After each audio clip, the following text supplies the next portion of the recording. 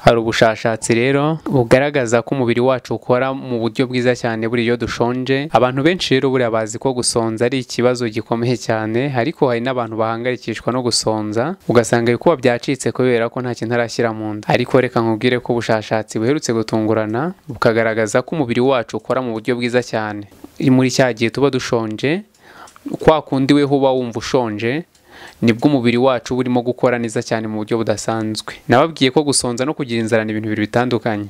Ugusonza ni muri cya gihe wumva mu gifu hakeneye kuba hajyamo ikintu, ariko ukaba wumva ugifite imbaraga zo kuba wakora akazi ntikakunanire, kandi mu gifu harimo haragusaba kuba washyiramo ibyo kurya. Naho inzara yo noneho ni cya gihe umubiri wawe watangiye gucika intege ku buryo akazi kakunanira, ukaba wumva wacitse intege ya ibintu runaka utashobora gukora bitewe n'uko weho washonje igihe kirekire. Uri kumva gusonza ahantu bitandukaniye n'inzara. Nimvuga gusonza rero ujye wumva buriya buryo bwa mbere, muri cya gihe wumva mu gifu hakeneye kuba hajyamo ikintu runaka, ariko ukaba ugifite imbaraga zo kuba wakora ibintu bitandukanye. Ni ukuvuga ntigeze ucika intege.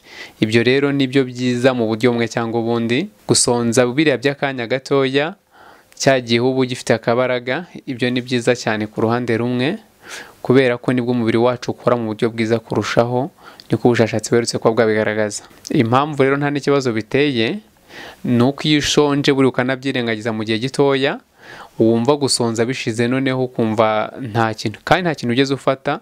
Sinzi na byari byakubaho ukumva urashonje ariko waba ugiye mu bintu runaka, nyuma y'igihe runaka ukaza kumva kwa gusonza byashize kandi nta kintu ugeze ufata. Ibyo rero ni ikigaragaza ko gusonza nta kibazo, ahubwo ikibazo ni inzara. Abantu benshi rero bazi ko gusinzira wenda ari bwo buryo bwiza bwo kuruhura umubiri wacu, ariko ntabwo ari byo byiza byonyine.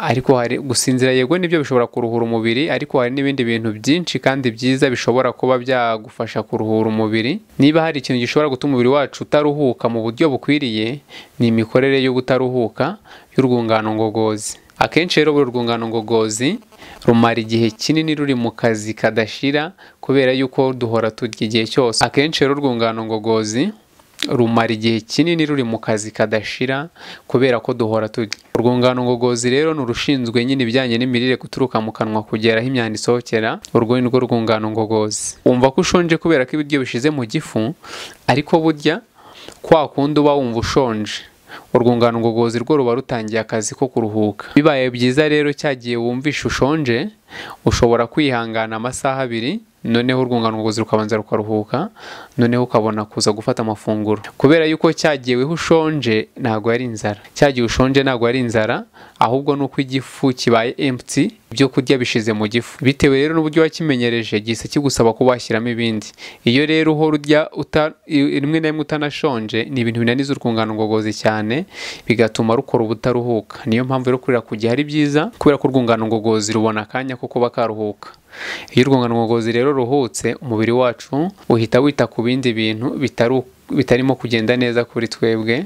Cyo ni ikintu rero abashakashatsi baherutse kugaragaza. Ibyo bintu rero umubiri ushobora kwitaho mu gihe urwungano ngogozi ruruhutse harimo nko gusana ibyangiritse, gusubiza ku murongo ibyavuyemo, gutembereza amatembabuzi atagitembera neza mu mubiri, ndetse no kuba umubiri wasohora umwanda mu mubiri. Ibyo ni mu bintu rero umubiri wacu witaho muri ka kanya urwungano ngogozi rwacu ruba ruri muri pause cyangwa se rwaruhutse. Umubiri wacu rero buri ufite ubwenge bwo kwikiza ubwawo, ni ibintu byikora, ariko nanone tubona gakeya bitewe n'uko bihungabanywa n'uko urwungano ngogozi ruba rurimo gukora ubutaruhuka. Umubiri wacu rero urwitaho cyane, bigatuma rero izindi nzungano z'umubiri wacu zitabasha kubona akayi ihagije. Tekereza yuko atari byiza gusimbuka ifunguro. Abantu bagiye batwigisha kuva kera, bagiye batwigisha ko gusimbuka ifunguro ari ibintu bibi, ariko ubushakashatsi bugaragaza ko nta cyiza nko gusimbuka ifunguro. Niyo mpamvu kwiriza ubusa gusimbuka ifunguro, wenda ntibe buri gihe, wenda ukabikora nka 2 mu cyumweru, bishobora kugukiza indwara ndetse bikaba byanakereza ubusaza, cyane ko bishobora kuba byanagufasha gukira kanseri, gukira diabete, ndetse n'izindi ndwara zifata ubwonko zirimo za Parkinson, Alzheimer ndetse n'izindi zitandukanye. Bifasha rero kuba byakongera ubudahangarwa bw'umubiri, bigafasha mu kuba wasohora imyanda mu mubiri, n'ibindi byinshi kandi bitandukanye, bikaba byagabanya ububabare, bikafasha mu mikorere y'utunyangingo. Hari umuyapani w'inzobere mu by'utunyangingo yitwa Yoshino Ohisumi. Muri 2016 yahawe igihembo cyitiriwe Nobel kubera ubushakashatsi yakoze ku bijyanye na autophagy. Autophagy ni ngira ngo wenda ushatse gusona nko mu buryo burambuye, urumva ko na magambo abiri harimo auto akazamo phagy.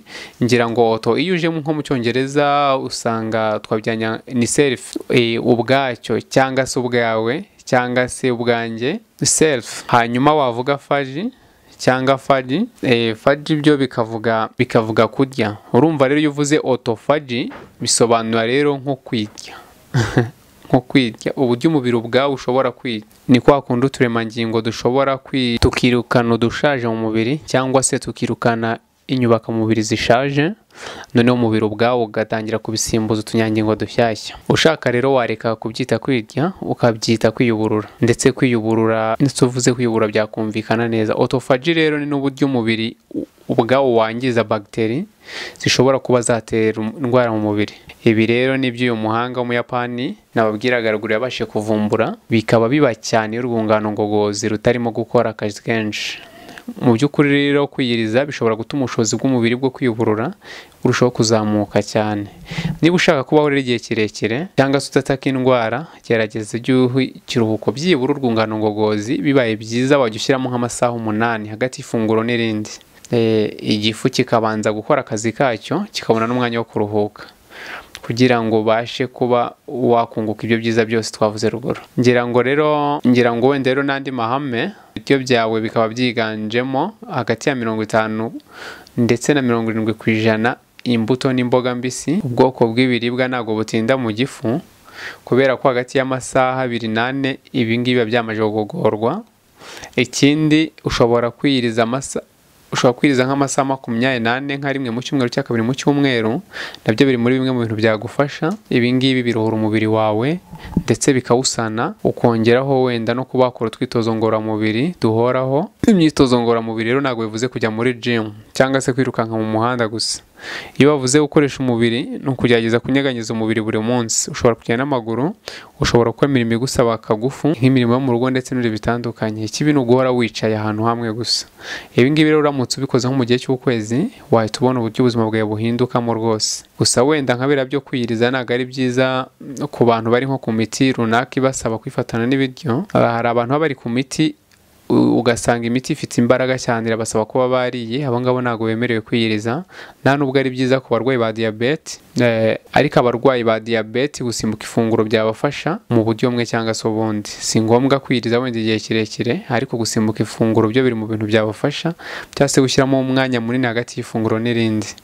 Kwiyiriza rero ntabwo ari byiza ku bagore batwite n'abonsa, nta nubwo byemewe ku bana batoya ndetse no ku bantu wenda bigeze kugira ihungabana riturutse ku mirire. Gusa nanone mbere yo kubigerageza biba byiza ubanje kugisha inama umuganga wawe, kubera ko umubiri w'abantu buriya ntabwo aba ari umwe. Ntabwo abantu buriya dufite umubiri umwe, nta nubwo dufite umubiri usa. Hari uburyo nyine ushobora kubikurikiza bikampira, ariko weho wabikurikiza ugasanga ntibiguhiriye. Kugira ngo buri wese buragira ukuntu ubuzima bwe buba buhagaze. Niyo mpamvu buri kintu cyose buri ugiye kugerageza, iyo ubonye hajemo wenda nk'impinduka runaka zitari nziza wakireka, kuko hari igihe kitajyanye n'umubiri wawe. Hari abantu kwiyiriza bitajya bigiraho ingaruka, ahubwo wenda bunguka ibyo byiza byose twavuze ruguru, ariko hari n'abiyiriza ugasanga byabagiraho ingaruka nyinshi. Ubwo rero icyo gihe waba ubyihoreye, cyangwa se ukabanza kwisuzumisha, ukabanza ukamenya uko uhagaze mbere y'uko ubigerageza. Ni uburyo bwiza rero cyane kandi bushyashya abantu benshi rero bakwiriye kumenya kugira ngo bakomeze kugira ubuzima bwiza. Intego rero ya kino kiganiro ni ukuba twabafasha kugira ngo mukomeze mwumve icyanga cy'ubuzima, mukomeze muryoherwe n'ubuzima, ukomeze wumve ubuzima uko bugenda neza. Ariyo mpamvu ugomba kuba ufite ubuzima buzima buzira umuze. Ariyo mpamvu rero twenda kugaruka cyane ku bintu bijyanye n'imirire, kubera ko udafite buri buzima buzira umuze ntabwo ushobora kuba wakumva icyanga cy'ubuzima neza. Hari impamvu nyinshi rero zihari zishobora kuba zatuma ugira ubuzima buzima kandi buzira umuze. Kandi iyo ufite ubuzima buriya bumeze neza cyane, buri kimwe cyose kikugaragiye cyangwa se kiri hafi yawe kirakuryohera cyane. ariko iyo udafite ubuzima buzira umuze buri kimwe cyose kikwegereye cyangwa se kikugaragiye bituma ubona ko kimeze nk'aho kikubangamiye, bityo ntubashe kuryoherwa n'ubuzima, bigatuma utaryoherwa n'ubuzima kubera ko ufite ibintu byinshi bikubangamiye. Ariyo mpamvu birusabwa kuba ufite ubuzima buzima kugira ngo ubashe kuryoherwa n'ubu buzima.